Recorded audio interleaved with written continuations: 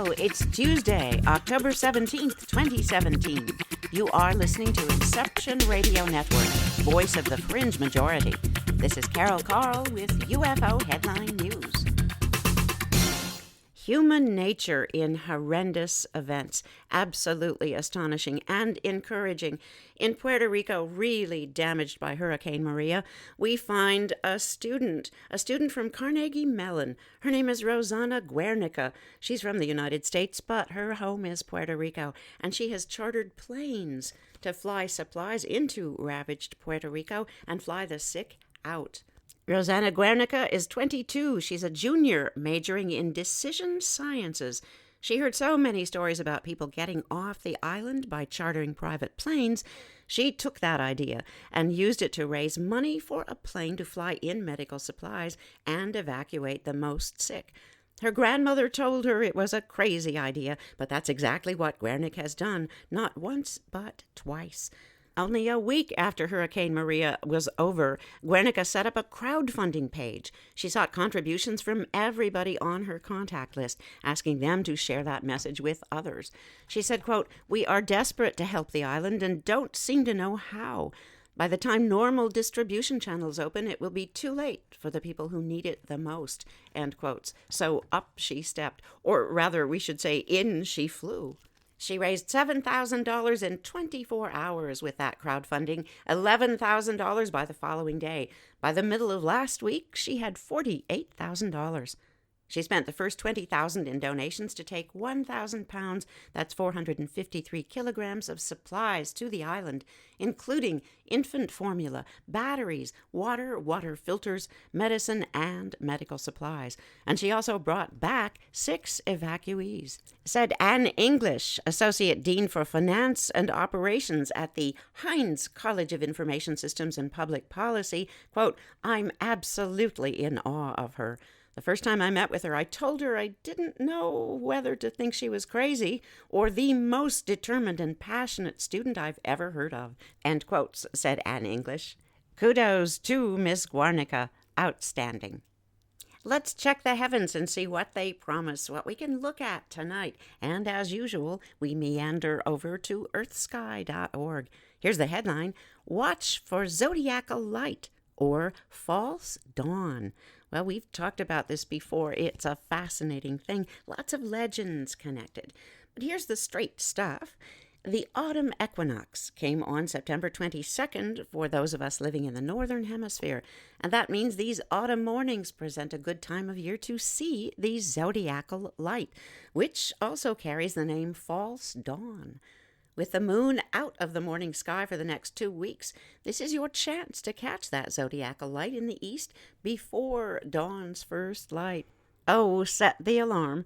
If you're in the Southern Hemisphere, where the spring equinox happened a few weeks ago, the zodiacal light appears in your western sky beginning about an hour after the sun goes down. Bruce McClure, who writes this article, says the slender waning crescent moon shouldn't really intrude on the zodiacal light. For instance, tomorrow morning, October 18th. There's a chart you can find later at ufoheadlinenews.com. You can find out when astronomical twilight begins and when the moon rises in your sky. This light can be noticeable and easy to find from latitudes relatively close to the Earth's equator, for example, like those in the southern United States.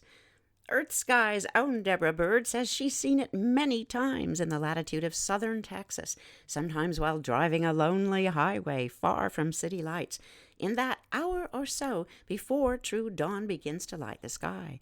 In that case, the zodiacal light can resemble the lights of a city or a town just over the horizon.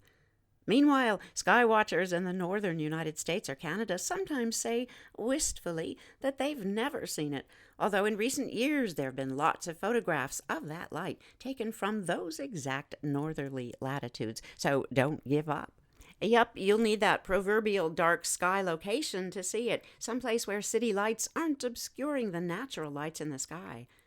The zodiacal light is described as pyramid-shaped, a glow in the east before dawn, or Southern Hemisphere folks, the twilight ending in the evening.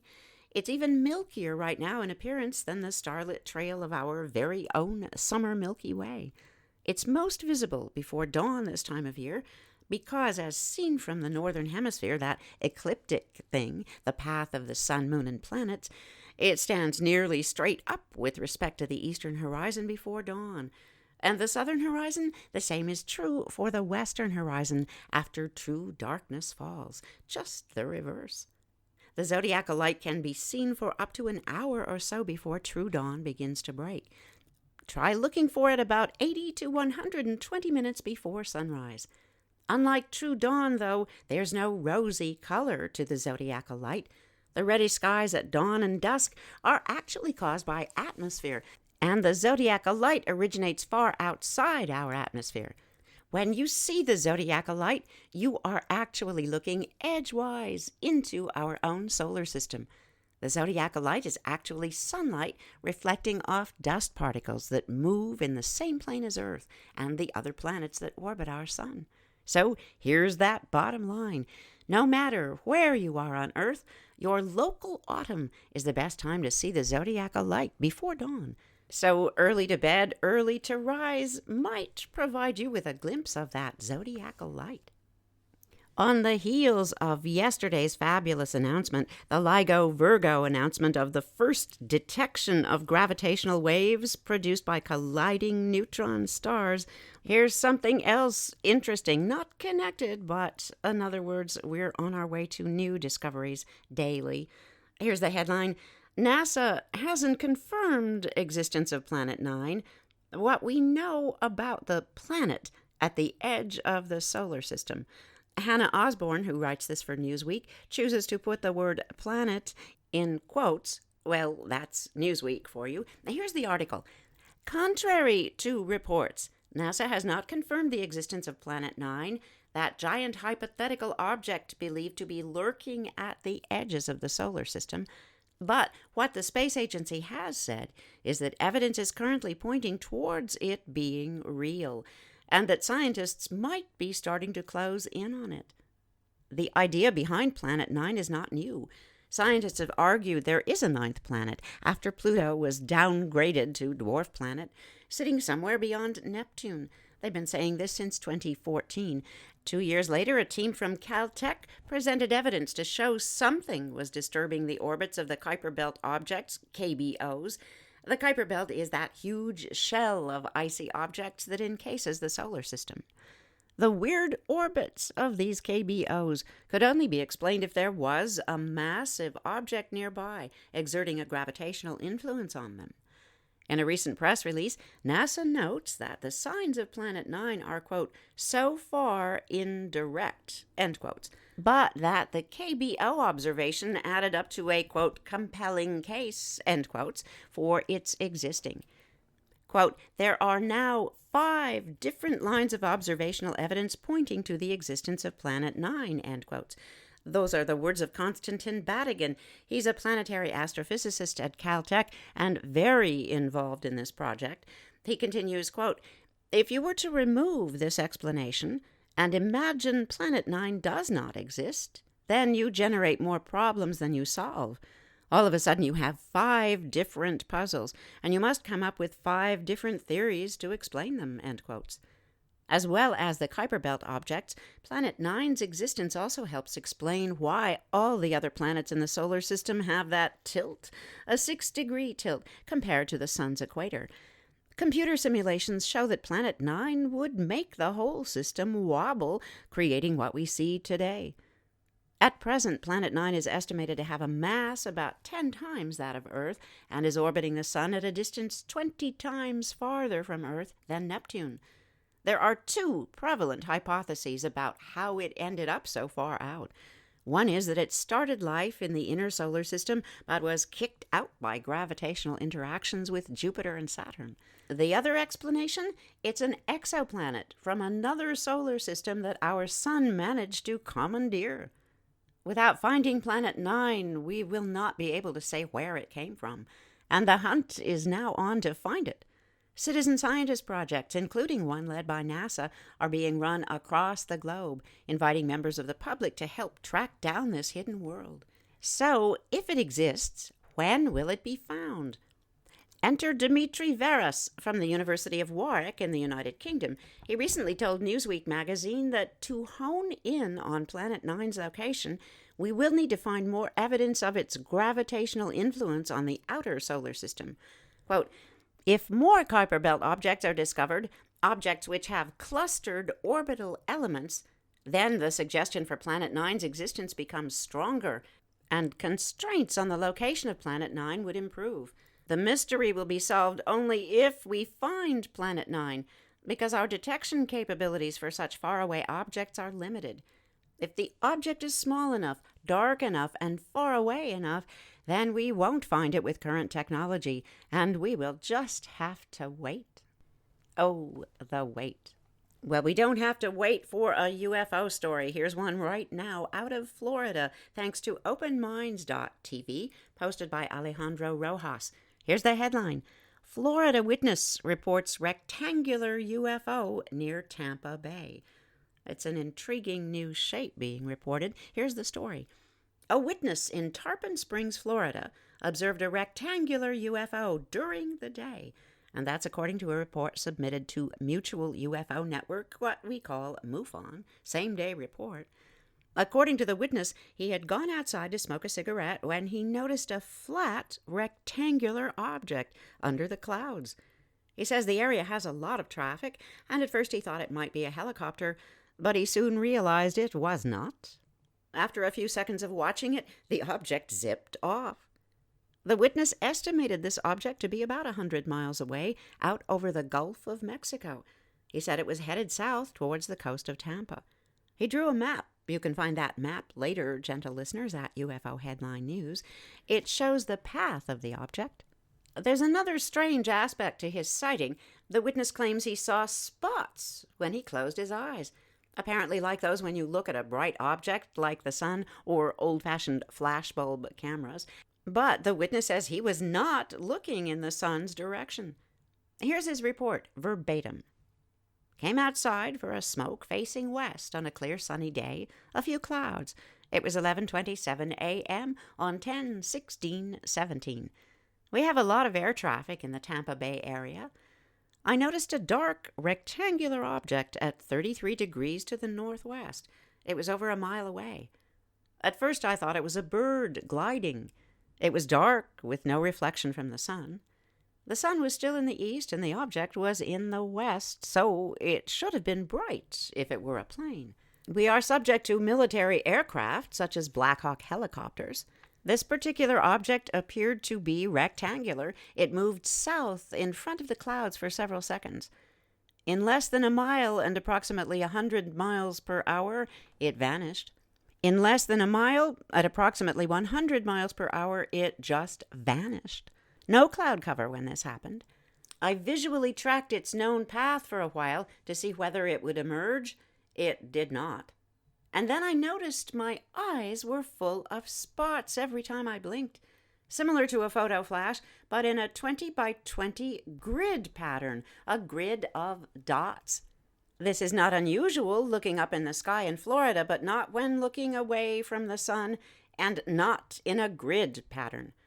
Not sure what I saw due to its distance. I know I was fully awake and conscious. I saw this event clearly.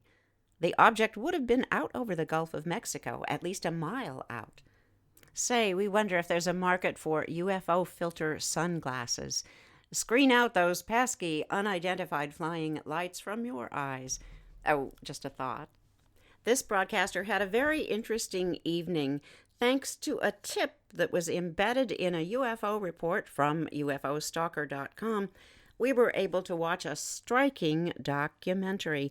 The title, it's 10/11/02. You can find it on YouTube. We did. It's about an hour long. It is the most credible thing. Very well shot.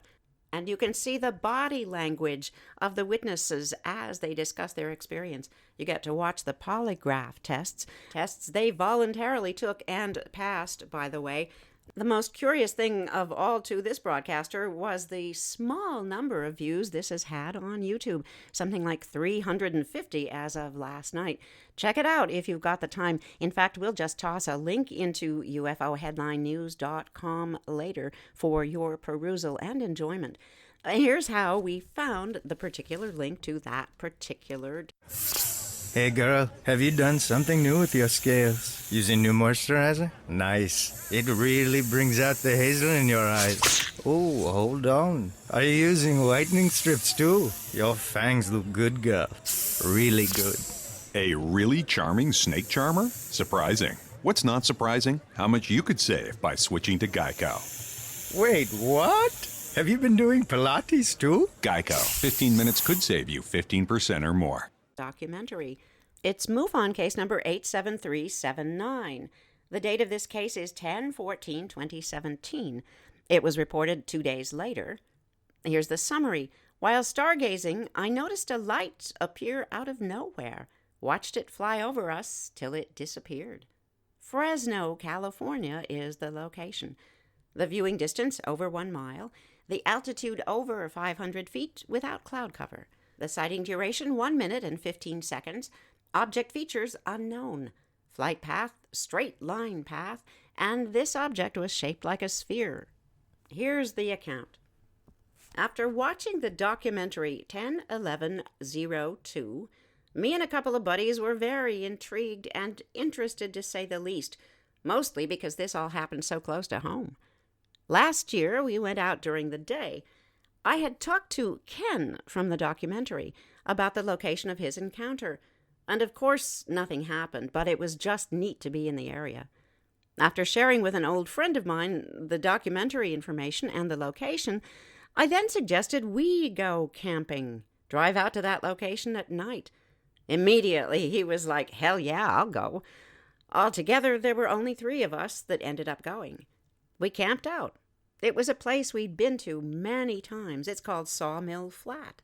We got there on a Friday, set up camp, and then drove up to Courtright Reservoir for a little hike and fishing during the day. The next day, Saturday, we decided let's just hang out and relax all day. Later on that afternoon, we asked ourselves, so are we going to go tonight or not? Of course, we decided we might as well.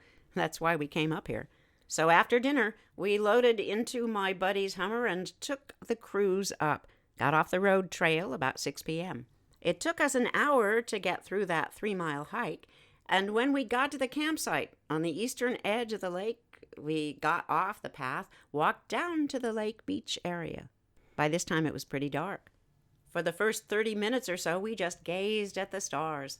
It was a clear night, no moon. My buddy Rob said it best, like diamonds in the sky. I could tell we were going to leave soon, so I turned to gaze up at the North Star area as it was lit like a candle. When all of a sudden, out of nowhere, I noticed this light appear. The other 2 didn't notice. I didn't say anything for the first 5 to 7 seconds, and after I ruled, okay, that thing has no blinking lights or any type of motor noise, I tell my buddies, hey, check out this light that appears to be heading our way. For the next 10 seconds, we all stared at it, again, ruling out a possible plane or any normal, obvious flying object, what we're all used to seeing on the daily. I could swear I witnessed it wiggle side to side, but my buddy says that's your eyes playing tricks, so I looked away for a second or 2 to refocus. I looked back up, and by this time, my buddy pulls out his phone and starts recording. After a few seconds, I know for a fact I see it wiggle again, side to side. One of my buddies immediately got shooken up. He asked to leave 3 different times. We watched this thing fly directly over us, west to east, and then it crossed over till we watched it go, nearing the tree road, the high peak behind us, and then, poof, it simply disappeared. I am 100% convinced this wasn't a normal aircraft. I won't mention my buddy's name. He works for an organization I'd rather not mention, but I will say this. He's an aircraft mechanic who is now an investigator of plane crashes. If anybody can officially rule out what we saw as an aircraft, it would be him, a professional at hand. We went there hoping to see something, maybe just out for excitement, but honestly, we didn't think that we would get something way more than we bargained for, something we'll never forget. Probably not the best idea, but we're already talking about going up again for the night in a few weeks. Oh, if they go, we hope they keep us posted. What a saga. We've come to the close of our daily UFO saga. We hope you've enjoyed it. Yikes, we see a light coming in our direction. Oh, it's just that friendly alarm light signaling that we're out of time. We've got to fly because that's a wrap. Thank you for listening to Inception Radio Network. Follow this broadcast at ufoheadlinenews.com. Take care of each other. We're all in this together. This is Carol Carl. See you tomorrow. I just saved hundreds of dollars by switching to Geico. I'm so happy, I feel like I can fly. Disclaimer, you will not be able to fly by switching to Geico. This is against the laws of physics and nature. If you find yourself flying, please seek professional and or medical help immediately. In the unlikely event you find yourself flying, you might be a superhero, or a pigeon, or a superhero named Pidgewoman, who was bitten by a radioactive pigeon. If you are indeed Pidgewoman, Geico retains all licensing publishing rights in the event Pidgewoman the movie becomes a top-grossing Hollywood blockbuster. Geico. 15 minutes could save you 15% or more.